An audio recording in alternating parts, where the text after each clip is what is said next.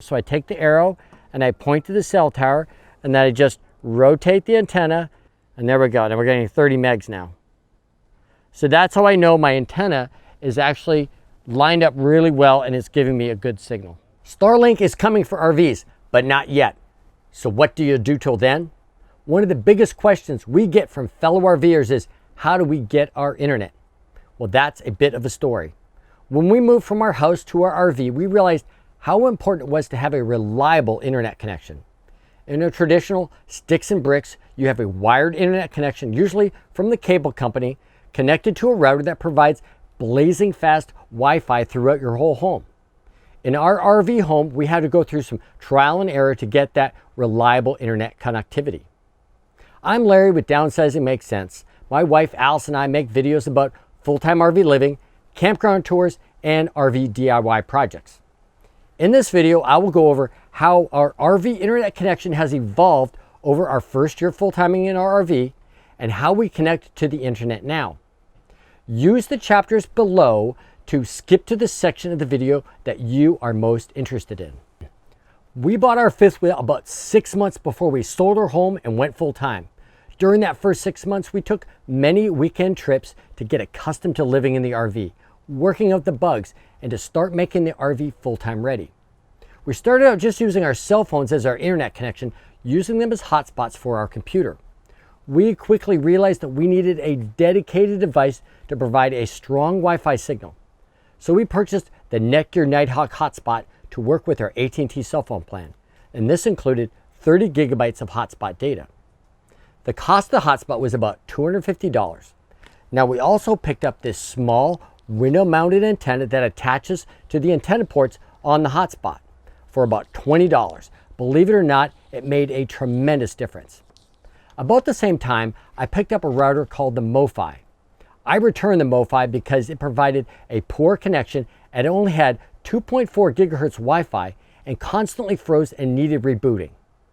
On a 2-week trip to the Keys, we used our AT&T hotspot constantly as we started to get serious about creating and uploading videos on YouTube. We went way over our data limit on this trip and incurred about $200 in data overage charges.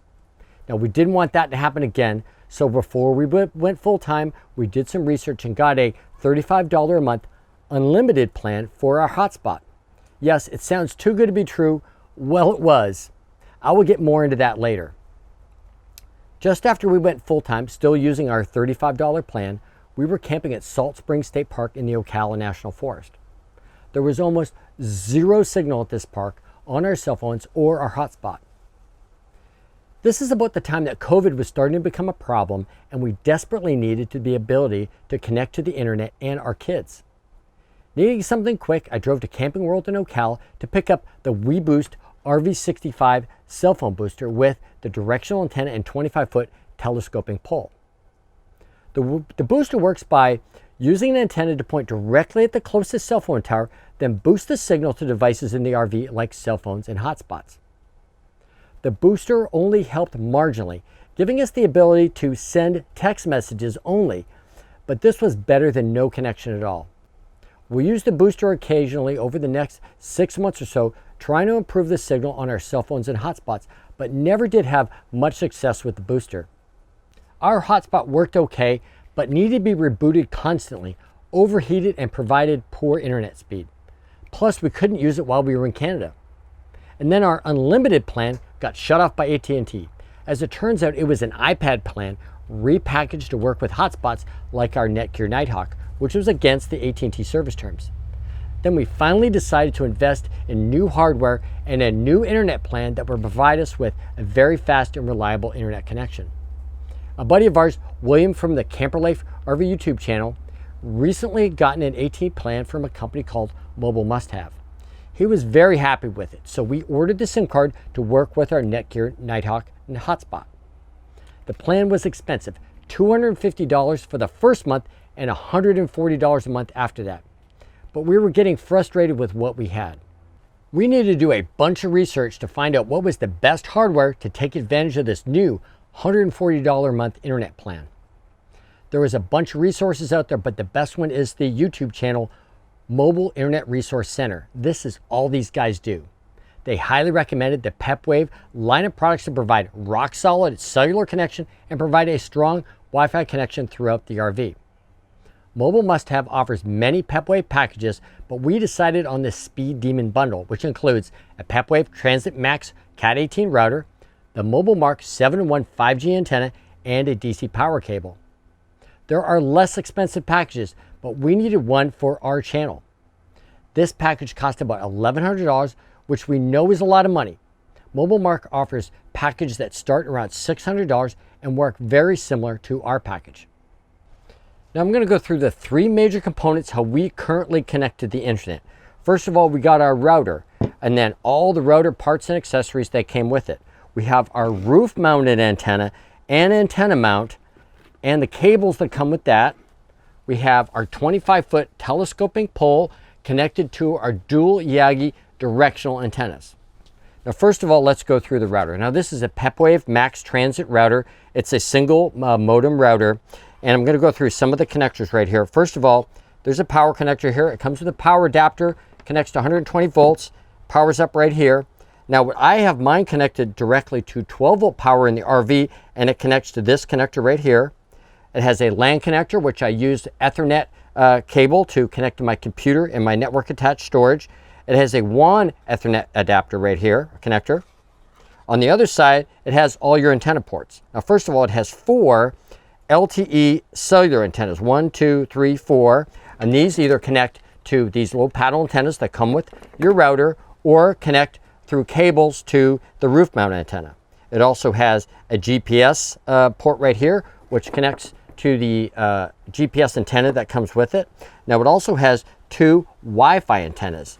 It comes with 2 paddle Wi-Fi antennas, and this is for transmitting and receiving Wi-Fi signals directly from the router.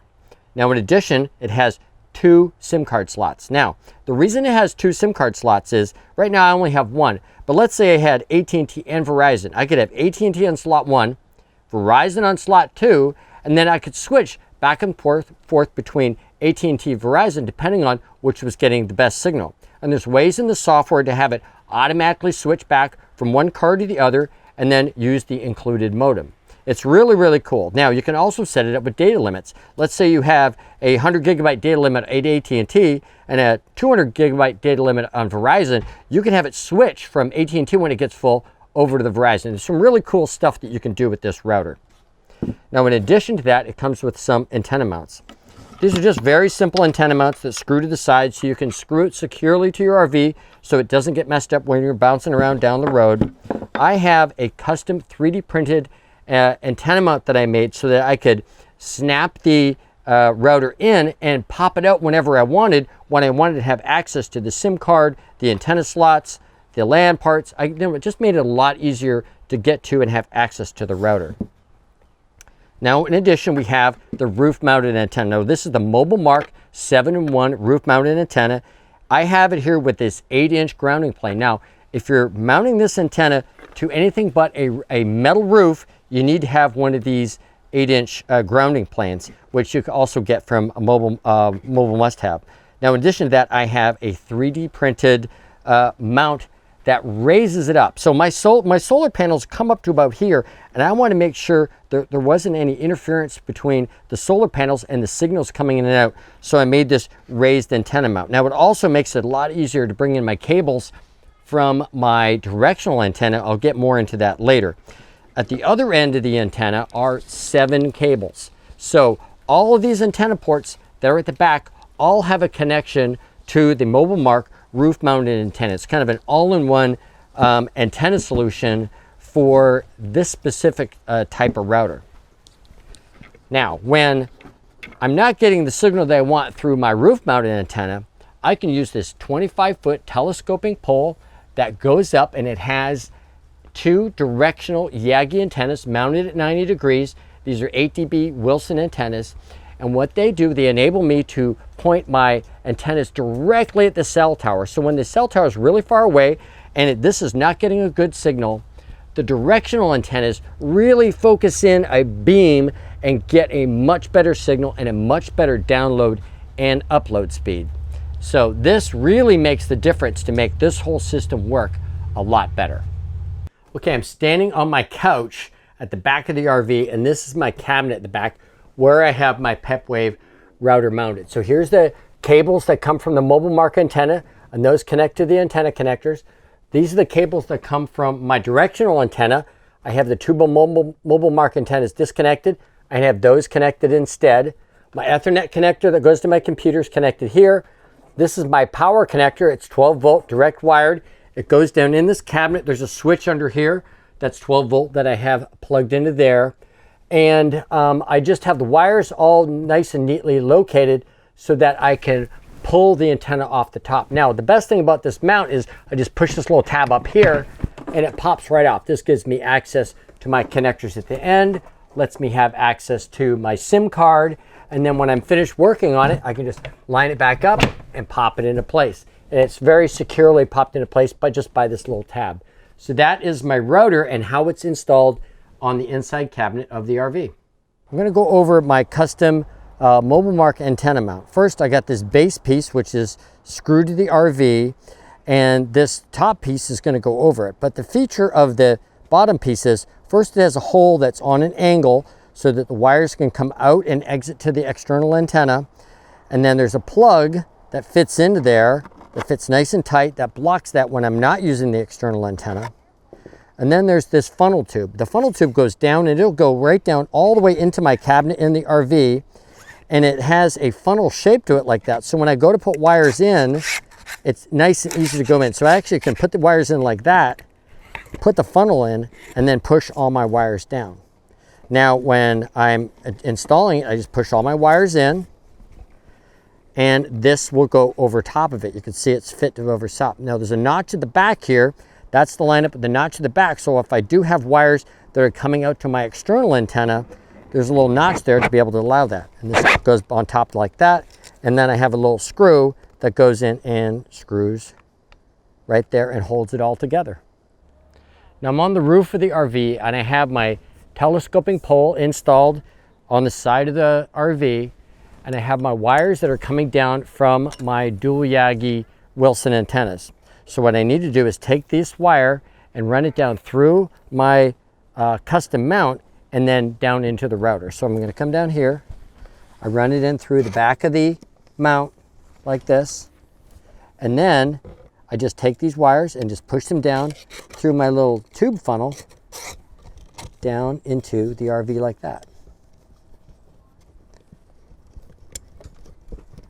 Once that's all in there, I can reinstall my lid. Of course, I have the notch, goes to the back where the notch of the wires are, goes into that, and it's nice and tight. So now I have taken these wires and I've connected them to the router down in the cabinet. Now I just need to align the antenna. I use an app called Open Signal, and Open Signal basically just points to the cell tower. So I take the arrow and I point to the cell tower, and then I just rotate the antenna until the arrow on here matches with that direction. Now, once I've done that, I turn on my Wi-Fi and I open an app called Speed Test, and then I run Speed Test and see if it's giving me a fast connection. And there we go. And we're getting 30 megs now. So that's how I know my antenna is actually lined up really well and it's giving me a good signal. I am by no means an expert on mobile internet. This has been an overview of how we get internet in our RV. There are lots of things you need to research and get educated on before designing the perfect system for you. Cell phone plans, routers, antennas, antenna mounts, Wi-Fi options, mobile hotspots versus dedicated systems. Do you need an Ethernet connection? What is your hardware budget and what is your monthly cell phone plan budget? The best place to start is the Mobile Internet Resource Center YouTube channel and website for information on cell phone plans and the major considerations for picking the right hardware. For purchasing hardware and cell phone plans, we recommend Mobile Must Have. See their link in the description. If you're going to purchase from them, first get the $30 membership plan. Wait a few hours for that to get activated and then purchase the hardware and cell phone plans. The membership discounts are significant. SpaceX is starting to roll out Starlink, a satellite-based internet product that may revolutionize the mobile internet business. It's not available for mobile RVers yet, only fixed location installation, but Elon Musk says that the mobile version is in development and SpaceX is committed to making Starlink available to RVers and truckers in the future. How far in the future? Nobody knows yet. If you like this overview and want to see a more in-depth video including the installation and setup of the system, please leave a comment down below. You can also leave a comment on our Instagram and Facebook pages. How do you get internet in your RV? Please share your experience in the comments. Now, if you like this type of content, we do lots of product reviews like this, campground tours, and full-time RV living experiences. Please consider subscribing to our channel by clicking this link below. I'll also leave a link right over here for something for you to check out next. And remember, downsizing does make sense.